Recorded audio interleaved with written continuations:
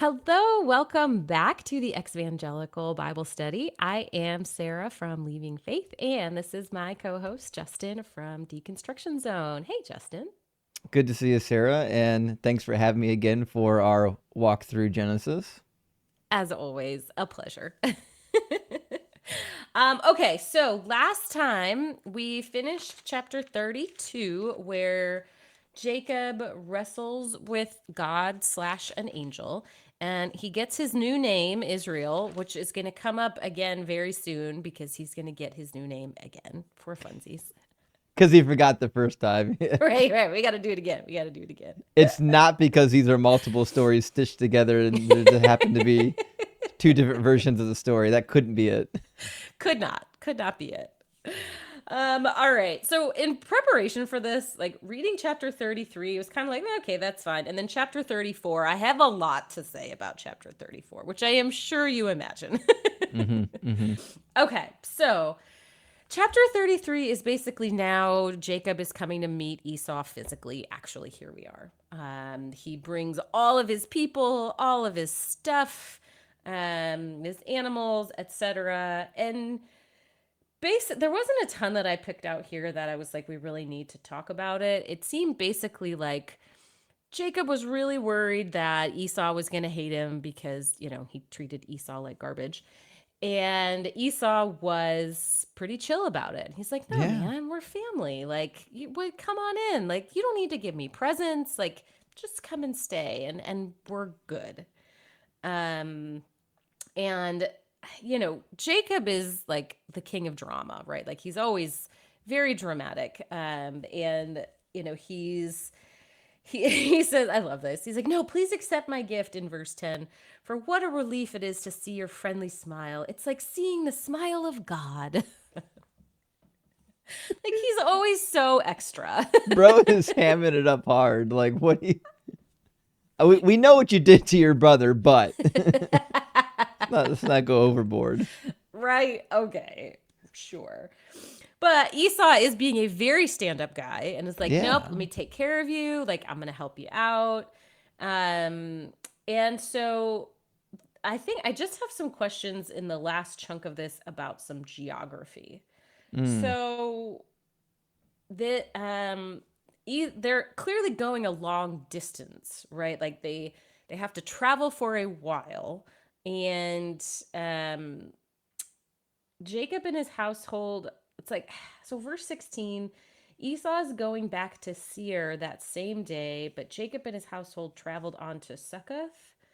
Mm. And then they arrive later in Canaan. Like,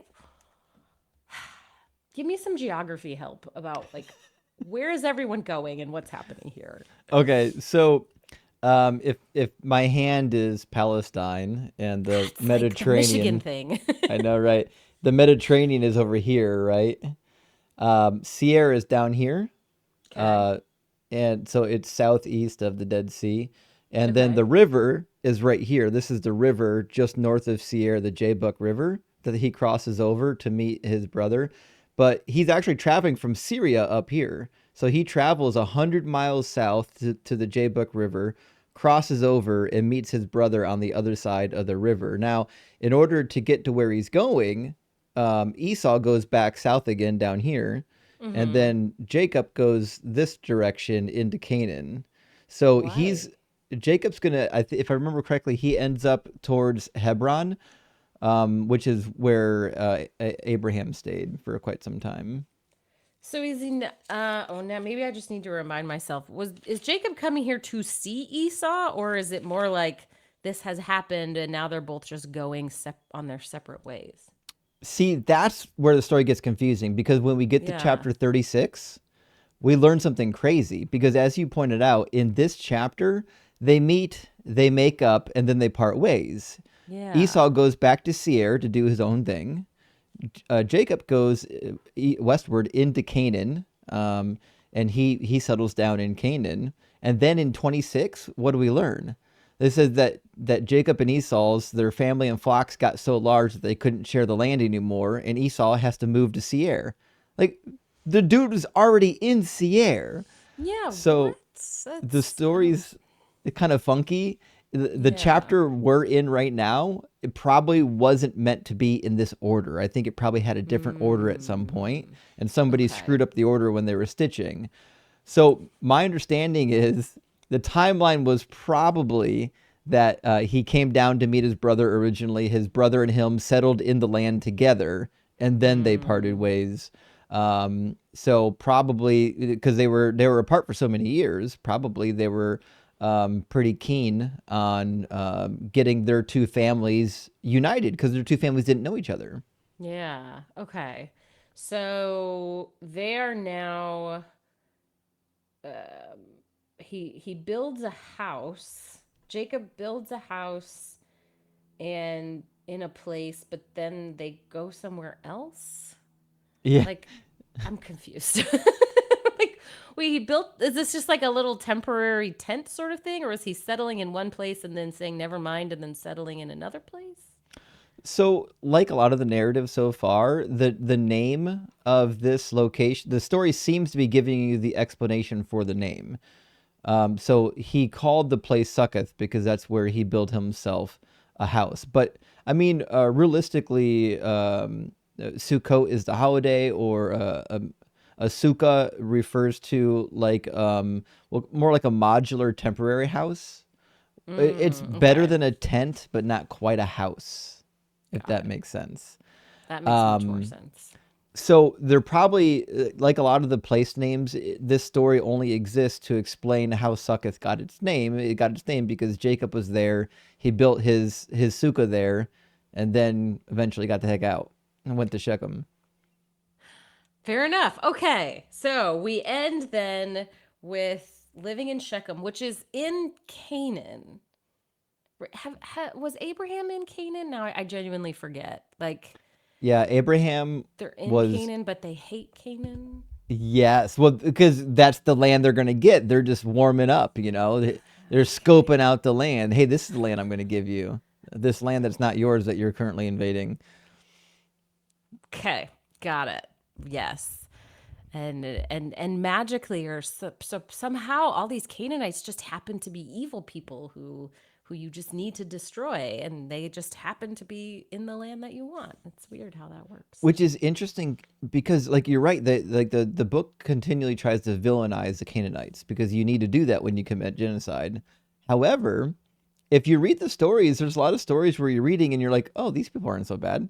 Like even the story we're Mm. about to go into with Shechem and Dinah, it's pretty clear from the story that the Shechemites were decent people. Like, and it's not even clear that Shechem had unwanted sexual contact with Dinah. Depending on how you're reading the story, it could have been completely consensual. Oh. Scholars have debated pretty heavily on whether or not what happened between Shechem and Dinah was consensual.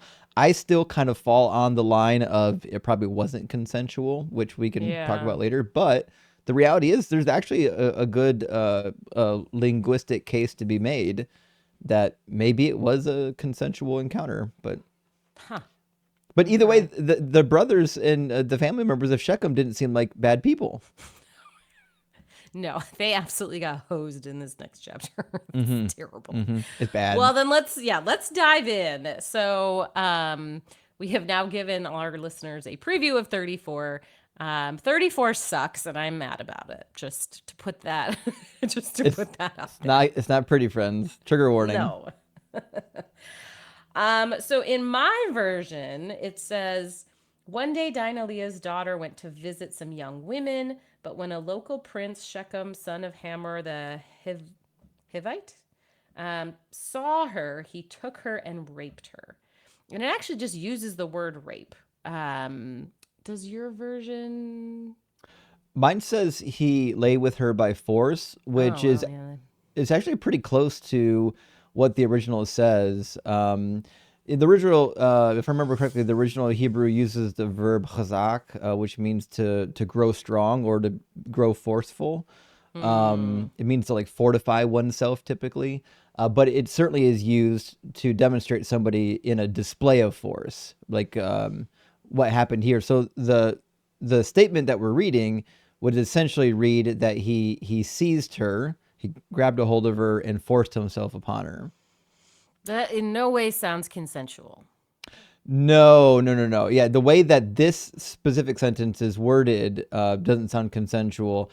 The way that you get a consensual encounter comes later in the story, and it depends on what you think the original source material was, because it's possible that this particular sentence in the story was a later redaction, which Oh, okay. because remember these stories are stitched together, and so if you're separating this story out into the individual sources, you can see how you would end up with two stories: one where she was forced, and one where she was probably just a normal young girl that met a guy that she liked. And Hmm.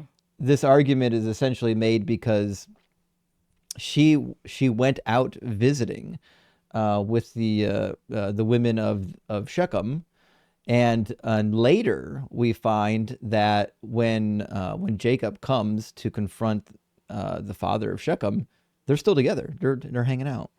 Mm-hmm. Well, I mean, on one hand, it would make sense if they feel like the revenge they're about to take is pretty dreadful, and so they need a legitimate reason to justify what they're about to do. Yes. So that would make sense if they're sort of going back and editing after the fact, and particularly like verse 2 and verse 3 paint completely opposite pictures. Like, and I highlighted verse 3 and just said, what the fuck? Because like if you are seizing someone and taking her by force, you don't love them and speak tenderly to them. Like what?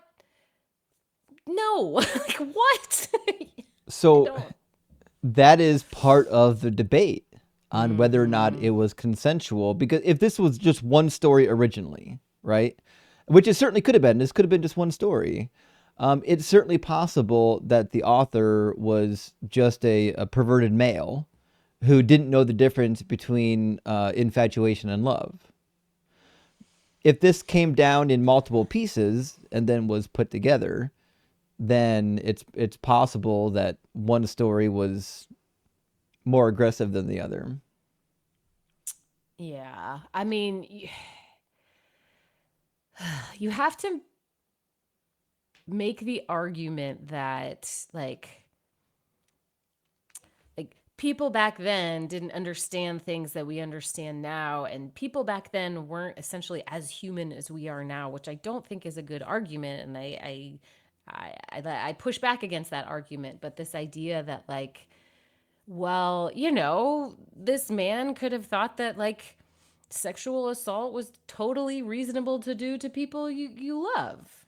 Yeah, that's such a good point that you bring up, because in Deuteronomy 22, and remember, if these laws were written by men and not by God, then it makes a lot of sense of what we're reading right now.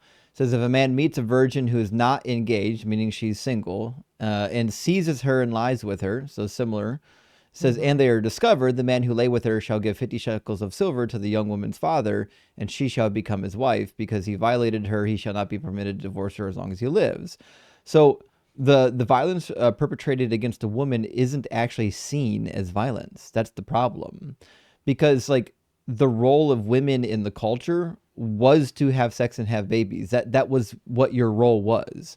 So it'd be like akin to stealing bread from a baker. That's what they looked at it.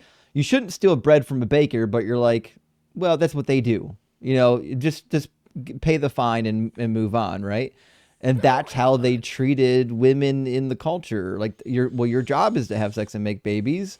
And I'm sorry that I took it the wrong way, but like I'll just pay the fine and we can move on now. And so this guy, if Shechem actually did sexually assault Dinah, it's possible, given the parameters of his particular culture, that it wasn't that big of an offense in their culture, even though now today we recognize it as horrific. So I am not an expert in any ancient anything. When reading writings from this culture, is there any indication that, how do I put this? You would have to dehumanize people and lack empathy to such a degree, like that you would almost you would be sort of fundamentally different than how we are. Like I, I can't understand how this would physically happen, and no men would ever feel bad about it. Like I just can't. I feel like the argument that's being made almost is like, well, people were different creatures back then, almost like they genuinely weren't as capable of empathy. And I don't know that that's true. I don't think it is true. I think though, if you grow up in a culture where something is at least acceptable and common, I think you're less likely to feel empathetic about it. I Yeah. knew a guy from India, and I talked to him during it would have been in like the early 2010s, 2011, 2012, that time period, when there was a lot of protests over the rapes that were going unpunished and whatnot in India. I was really curious to like how bad actually is it? And so I asked him. I said, like, when you were there, like, what's your take of the situation? And he said, Justin, if you married a virgin in India, it's because she didn't have an older brother or a father. I was like, holy fuck. So a lot of the like the people that you would expect that would have the empathy are the ones perpetrating the crimes. And this was certainly true in ancient culture. If you read the ancient Babylonian and Sumerian tablets, we've got lots of mythology where like deities, because the ancient deities were actually kind of like men. They had bodies and penises and things like that. They were glorified for sleeping with their daughters and then even their granddaughters. Like it was a sign of your masculinity and prowess. And so, like, I think empathy is kind of developed within the culture. Yeah. You know what I mean? Yeah. No, I do. I mean, it's just hard for me to wrap my brain around. Like I can't usually I try to put myself in other people's shoes to try, let me figure out what this would feel like, and I can't in this situation. And I guess if you were in such a patriarchal culture that you did not value the voices of women, and you did not value the thoughts and experiences of women, maybe women weren't even allowed to show how they felt at all, and you would never hear or experience the world from a woman's point of view. I don't know, that's just Yeah. that's upsetting. It's really upsetting. I think the first time that I recognize that this pattern seems to exist is remember when there was a big movement to try to get rid of female genital mutilation in some of the Mm. the tribal African territories. And the most disturbing thing to me, because I'm watching some documentaries on it, the most disturbing thing to me is more often than not, it's like the mothers and grandmothers that are like Mm. assisting and forcing it to happen. And for them, they see it as like a necessary evil. It's like a rite of passage that you just have to do. You just have to do it. So you lack that empathy. Whereas if somebody in America said, "Hey, you got to hold your daughter down while we mutilate her genitals," we'd be like, "Fuck you." And the horse you rode in on, get out of here. I'm not doing it. You're insane, right? Right. So I think people are really good's not the right word, but we're quite ready to adapt to cultural norms and then stifle our own empathy based on what we think is a necessary harm. Yeah. I mean, you're not wrong. Like there are lots and lots of examples of that, where women will do this to their daughters, because it's either they have bought into the patriarchy so much, or they think, look, this is going to be, just comply because this is your easiest path. Like, if Mhm. I don't want to make the world harder for you, so do this one terrible thing and then your life will actually be less terrible. Um, yeah, I mean, it's And a in lot. the Bible, taking a woman to be your wife through means of like kidnapping or sexual assault clearly wasn't a problem. You've probably read Judges 19, 20, and 21 with what happened to the aftermath of the Levite's concubine. And then they went to war over it. And what happened? The Benjaminites were no longer allowed to intermarry with the other tribes. And the other tribes were like, well, shoot, we made this pact before God. And now this tribe is going to die out because they can't intermarry with the other tribes. And they're like, well, here's the loophole. The loophole is when we have our festival, they can come and kidnap these virgin girls that are dancing. And we didn't give our wives away to it. We didn't give our daughters in marriage to them. They kidnapped them. And that was a perfectly acceptable way for the Benjaminites to obtain wives and not have their tribal name blotted out by literally kidnapping young virgin girls from the festival. These are God's people. This is God's book. God didn't see a problem with this. Ugh. Did you ever see that movie Seven Brides for Seven Brothers? It's horrific. Like this is the same. I shouldn't even be. I should not be acting as if this is something crazy because how old is that musical? Like 50 years old, maybe, It's right? been out Like, for a long time, but it's like the but poster child for Stockholm syndrome. right, it's not like it's 1,000 years old. It's maybe 50 years old. So I should not be as surprised as I am. But to your point that like these are God's people, I think it's interesting in this chapter with what happens next is one of those times where I'm not totally sure what the lesson is or the message is or Mm-hmm. like God actually approve of this or not because it's not super clear. It'd be one of those what's the thing that the apologists say like it's descriptive and not prescriptive. Actually, there's a really good reason why this story is here. We can get into it in a minute when we read through it. But no, there's definitely an explanation for this story. Um, but yeah, don't worry. We got that on lock. We know exactly why this story is here. All right, well, let's dive in then. So Shechem potentially assaults Dinah, but he loves her and he wants to marry her. Sure. Um, and so Jacob finds out but Jacob's sons, so these are Dinah's brothers, right? Mm-hmm. Okay. Mm-hmm. So they find out and they are pissed. They're really mad. They think this is a preposterous, terrible thing that Shechem has done. And so is Hamor Shechem's dad? Yeah. Okay.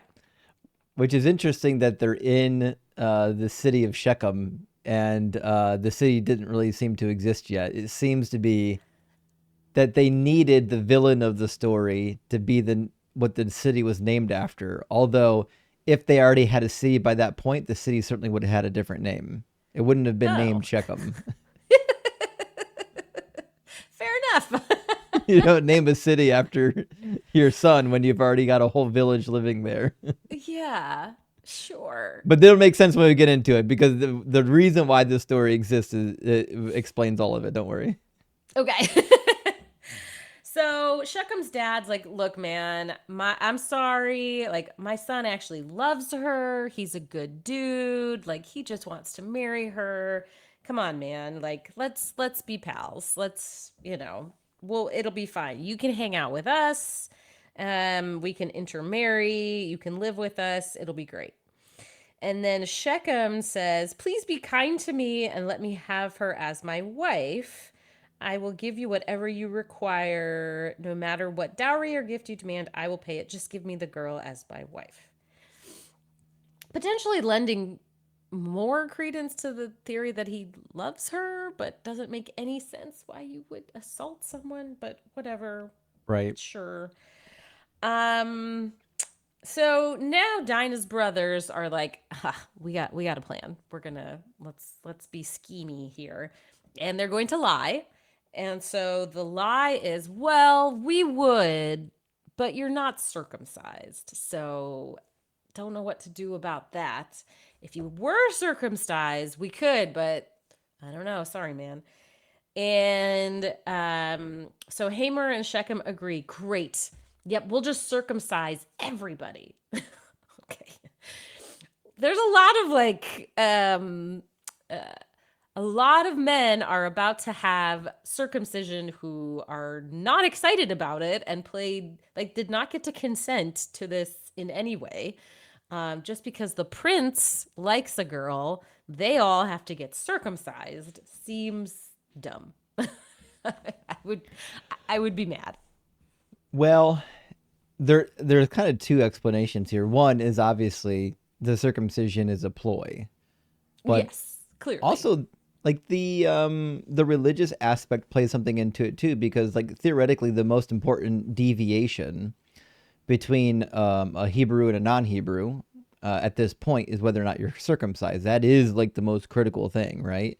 So Yeah, it's almost yeah. like, listen, if you're going to be part of our family, that means we have the same God now, which means Hmm. you got to get circumcised. You got to snip the tip, man. Well, right. And so, like, all of these men, not only do they have to just agree to do this thing, but it's also, yeah, a pledge to a different God. Like, you are asking them to undergo a painful procedure without their consent, and you are asking them to alter their religion. Like, this is a big ask. Mm-hmm. Like, Mm-hmm. it's just like, yeah, no problem. They'll just do whatever we say. It's cool. Okay, sure. So they do this. All the men are circumcised. um, 3 days later, in verse 25, when their wounds were still sore. I, I, of all of the many, many reasons I would not want to live in the ancient world, the practice of medicine is one of the bigger ones. Like, surgery during this time cannot have been pleasant, right? Mm-mm. Like, did they have any types of anesthesia? Did they have any? I mean, how how did they not all get infections and die? Well, the good news is they did have antiseptics. Mm. Anesthesia is a different story. A lot of times you would get drunk out of your mind on wine or on beer, and that would kind of deaden what was about to happen to you. Believe it or not, some people passed out. So if you read there's a rite of circumcision that we have from ancient Egypt, and the guy is basically like bragging, like, "Hey, I survived it!" Like he tells his story about how he survived his circumcision because they got circumcised as adults in Egypt, and one of the things he says is during the explanation of events, because it was like a room full of people getting circumcised. He wasn't the only one. It's like they lined the doctors up and they lined the patients up, and it's just you know, it's like self-serve feeding line. Just go right through, get snipped, and you know, roll rapid. So, anyways, it's they got a system. But he said of the event, he was essentially bragging on the doctors. He says nobody struck or hit anybody with the knife, and nobody passed out. And I was like, oh yeah, so that means people sometimes strike the person performing the surgery or pass out in the middle of it. I don't blame you. I mean, it sounds horrific. Right? It does. Oh my god. My Oh, I father, can't imagine. my grandfather, not my father, my grandfather on my mother's side never got circumcised till he joined the military after high school, and they didn't use any anesthesia. And I know what that was. Hey, it was World War II, baby. You just do what you got to do. What? But babies don't get anesthesia. Which is bad, I and know. yes, an entire different conversation. Mhm. Yeah, that's bad. But what what why wouldn't they give him any type of anesthesia? I don't know. This is the way it was. Anyways, he said it was. This is the man who like went to war. He said that his circumcision at 18 was the most painful thing he ever experienced in his entire life, My god. ever. Well, yeah, there's so much like blood flow and nerve endings. Like, Yeah, of course it's insanely painful. Oh my God. Yeah, Like, this isn't like a place where there's not a lot going on. Like, ah, it's busy. wow. What? Why? Why did he even have to be circumcised? Were they like, I don't, That was the rule. what? Why? You shave their heads and you take their hoods. I mean, that's what they do.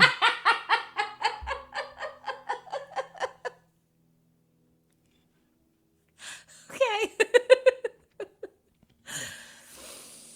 Wow. Well, Now you know why soldiers are always so angry.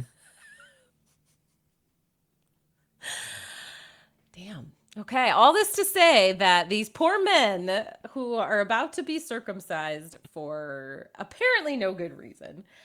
Um, so Dinah's brothers tell them they have to be circumcised and then it'll be fine.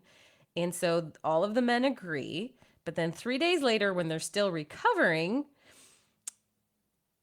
it just says two of Dinah's brothers, just Simeon and Levi, took their swords, entered the town without opposition, and slaughtered every man there, including Hamor and Shechem. Just two dudes? Which is crazy because, as we'll see in the near to come chapters, Shechem is still populated with men. Because the Bible can't make up its mind. But What? so one of two things is true. Either they didn't kill all of the men, and this is an exaggeration, or Yeah. the story is just fantasy and they didn't think through the details. I think the latter is probably the most likely scenario. The story never actually happened. It was made up. Which is why you can have dumb details like two men killing the entire town. Um, I would love to know Yeah. how big the town was. Yeah. Because, I mean, the practicality of it is like, even if you have a penis wound, like, you're probably going to be able to do something to save your own life, Yeah, right? yeah, yeah, Grab yeah. another blunt force object. And, like, if there's dozens or hundreds of you and just two dudes, I think you'll be all right. Like, I think Yeah. you can take them. And for sure they would have had archers. Like Oh, shooting a archery is not all that task heavy. that's true. Yeah. Well, it says they murdered everybody. They rescued Dinah. And then From where? all of Jacob's sons plundered the town because their sister had been defiled there. They seized all the flocks and herds and donkeys, everything they could lay their hands on, both inside the town and outside in the fields. And then they took all the women and children and wealth of every kind. Mm-hmm. Okay, I got a Yep. bunch of problems here. There's a lot of stuff going on right now. The smallest of the problems is that women and children and wealth are in this same sentence together, right? These are the types of wealth. Oh, look, They're a type of equivalent. wealth, right? Yeah, that's irritating. That aside, what what are they possibly going to do with these women that would not be the same crime that was done against their sister? This is tribal warfare. When somebody does something against your people, you get to do that and more to their people, and therefore it's justified. However, it's pretty clear from the story that Levi and Simeon are this was not approved of by Hmm. anybody. In fact, even by God. Later, when Jacob gives blessings to all of his children, Levi and Simeon get the short straw. They don't really get a blessing, and it's tied to what they did here. So Okay. even the Book of Genesis is like, no, that was some horseshit stuff that they did there. Shouldn't have done that. Um, but they used it. They used it as an explanation for the state of affairs with Levi and Simeon the tribes at the time the story was written. Most likely, Mm. their those two brothers, their bad behavior was the excuse for why these two tribes are what they are at the time that the story was written. The same way this story seemed to be in the book to reference the horrific nature of Shechem, the city of Shechem. It's a wicked city, just like Sodom, Mm. just like Gomorrah. And Shechem was one of the primary cities in Israel. The story seems to have most likely come from the south, from Judah. And it's funny, you see like a lot of hidden stuff in the book of Genesis from the people that were writing from Judea against their brethren to the north. So this seems to be a slight against northern Israel from from the Judeans. And I'm looking at right now Richard Elliott Friedman's. He's got his own version of the documentary hypothesis, and he's got the entire story of chapter 34 listed as coming from the Yahwist, so it would be a Judean source. And there was great animosity in Judea over certain locations in the north. One of the primary cities was Shechem, because there was a king that made his home in Shechem that set up two calf idols to be worshipped in the north. And so this seems to be an explanation of why Shechem is so evil. Well, obviously Shechem's evil because way back when Shechem was founded under Shechem the guy, listen to what he did. But but that wouldn't make sense because the entire city's eliminated. All those people are gone. Well, that's part of the difficulty with the Bible is sometimes it says things you don't know if it's just a mistake or if they're just being silly, because there are people living in Shechem in just a couple chapters. We'll see. There are still people living there. So it's hard to know if the Bible was just being bombastic with the story or if they're just really sloppy with their stories. I think it's the second. I think they're just really sloppy. Interesting. It's so weird to me that like when I was reading this as a Christian, I just didn't notice these things. Like, Right. I mean, what a testament to confirmation bias, because I read this. I've read Genesis all the way through lots of times. Like, and I don't know. Yeah. It didn't stand out to me. It didn't bother me that like, this town was eliminated, but now look, here it is. Like, what? Like we just miss it when we're reading it through the lens of this is God's perfect word. Yeah, 100%. Because when you're reading it as a Christian, you're not really looking for errors. You're looking for like, okay, what can God speak to me through this text? So like, what can I Mm-hmm. learn about God from this text? And so you're not likely to catch some of those inconsistencies. The people who do catch them as Christians are the ones that were really devout that read through it 10 times. And then Yeah. maybe on the eighth time, they're like, hey, wait a minute. I remember on last time I read this, there was a detail, right? But the reality is most Christians aren't reading it more than once. They're not even reading it once. Yeah. Yeah, for sure. Well, it's, I guess, reassuring that at least like Jacob thought that these guys were jerks for doing this. I mean, at least it wasn't like, good on you guys, which, Hmm. we see a lot of. But it's like, and this is actually my issue with the idea of the Bible being a source of objective morality in general is that like what's the underlying principle of why something is right or wrong, and so if we read this story and Jacob says, hey, no, that was wrong, why does Jacob think it's wrong? Right, like does he think it's wrong because you shouldn't kill people? Does he think it's wrong because you shouldn't capture women and children? Or does he think it's wrong because they did something out of order, right? Or they didn't follow some rule, or they made Jacob feel embarrassed? You know? It's actually really funny because we do get a kind of a hint about what's going on. And it seems like, but the explanation to your answer is an anachronism.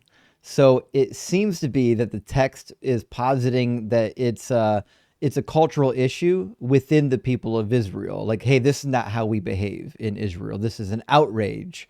This and obviously we get our behavior from the God that tells us how to behave. But the reality is, there's two problems with this: is that Israel didn't exist yet. All we had is the sons of Jacob. And also, we didn't have the law code yet. It says later in the Bible that Abraham followed all the commands or laws that God gave him. So maybe God did give some commands to the household of Abraham, and they were passed down, and we just never got them. But Jacob says something really funny here. He says, when they heard of it, the men were indignant and very angry because he had committed an outrage in Israel by lying with Jacob's daughter, for such a thing ought not to be done. But like, there can't be an outrage within Israel. It's not a place yet. It's not even a people group yet. This is just an anachronism. Lets you know that this story had to have been written after the Exodus, long after the Exodus, when the Israelite people were already established, and this would have been considered a no-no among them. Right. Well, and Jacob's supposed to be named Israel, and they forgot already. Yeah. Yeah. Because he has to get named again. Yep. We're almost to when he gets that name again. Yeah, I think, and that's what bugs me is like, so assaulting people is wrong.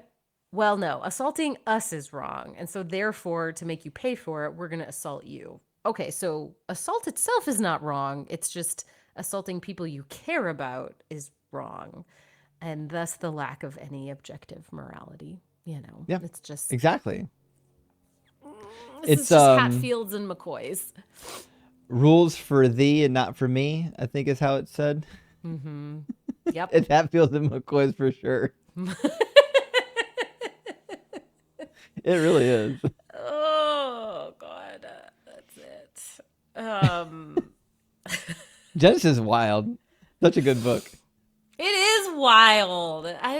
Yeah, I know. I hope other people are enjoying this as much as we are. I'll never understand why people would be like, "Oh, I tried reading the Bible; it was boring." I'm like, "Did you actually read it?" What? Okay, well now granted, I mean, when we get to, I don't know, numbers or something, I might struggle a little bit. There's some tough of stuff in that's there. boring. But oh, yeah, you made me yawn.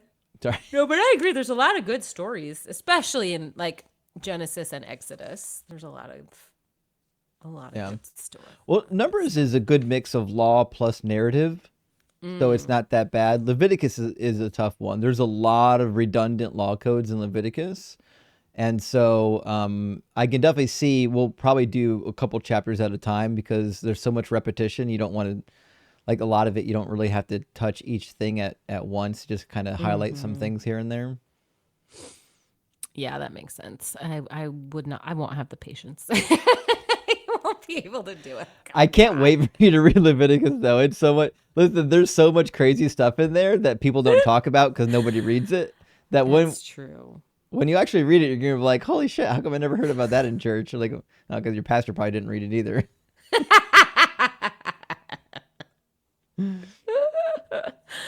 Yeah, that's probably true. I think the pastor of the very last church I attended, you know, I would maybe he's read the whole thing one time to say he did it, but I think that was kind of it. Yeah. That's why you see like big mega churches now. They'll have like an executive pastor that does a lot of the pastoring stuff and maybe some preaching. And then they'll have like another pastor that's like legitimately trained in the Bible that like leads Bible studies and teaches like, every third Sunday or something, like somebody who's a real professional. Because even now, some of these big mega churches recognize the problem within Protestantism, which is that like anybody can just pretend to know the Bible. This is fixed because like Methodists, Lutherans, Episcopals, all of their seminaries, in order to be part of that denomination and to get credentialed, you have to complete the education process. This is like uniquely not a problem with all Christians. This is a problem with like conservative, Protestant, like Southern style Christians, like Southern Mm-hmm. Baptist Convention Christians, because the Christians in the North, Catholics, all the other Christians that we're used to seeing up in the North that didn't get killed by the KKK in the South, a lot of them were part of like older European church denominations that had structures in place. Yeah. Yeah, that makes sense. I was listening to this podcast about Jim and Tammy Faye Baker. Oh Are you yeah. familiar? Yeah. Hmm. So, and after, Jim goes to jail for fraud and embezzlement and whatever.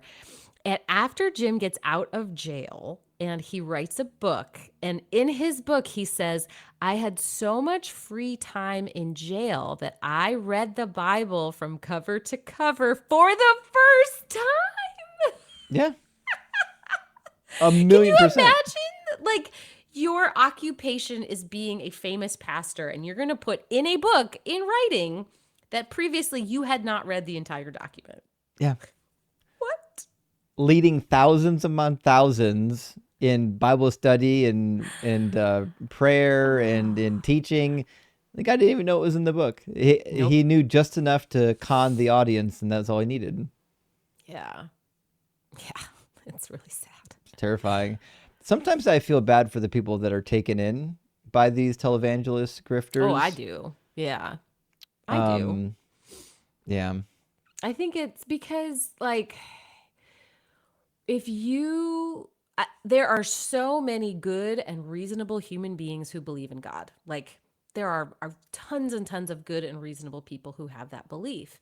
And so then when you combine that with people who are experiencing loss, experiencing financial trouble, are lonely, have like kind of a conglomeration of vulnerabilities, um, and then you hold heaven over their head, and you hold hell over their heads. They and not just they, like, let me include myself here too. Like, it is part of the human condition that we are all susceptible to that. Like, if you have this kind of general belief and then we put you in a vulnerable position and then someone threatens that you're going to go to hell if you don't do something, you're going to believe that person. Yeah. Like, that's a normal human response. And so I have lots of empathy for people who fall prey to that, and absolutely no empathy for the people who perpetrate those frauds, who are saying, like, well, just give me $1,000 of seed money and God will bless you. Like, Hmm. nope, jail. You should be in jail. That's horrible. Like, I agree. Like we should actually have laws against it. yeah, we should. I mean, there are some laws depending on what you're claiming, Mhm. right? So, it, depending on what you're saying, it could be fraud. But it's iffy when you mix religion, because they're like, "Whoa, we don't want to touch your religious freedom to defraud people." Okay, it's bad. Yeah. It's bad. It's really bad. Yeah. It's depressing to think about because like millions of people follow these clowns. Yeah. I mean, millions of people want love and connection and hope, and they want to be part of something bigger than themselves. And I think those are all wonderful and beautiful Mhm. things. And yeah, it makes me incredibly angry with people who take advantage of that. I think that is a despicable thing to do. Yeah, I agree. Sad. It is. Well, I guess we should end it here. We have finished our typical 2 chapters. We got through 2 chapters, We as did we good. typically do. Yeah, we did good. So thank you all for listening again. We appreciate it. And we will be back soon with more Bible. Can't wait. Thank you for having me, Sarah. You bet.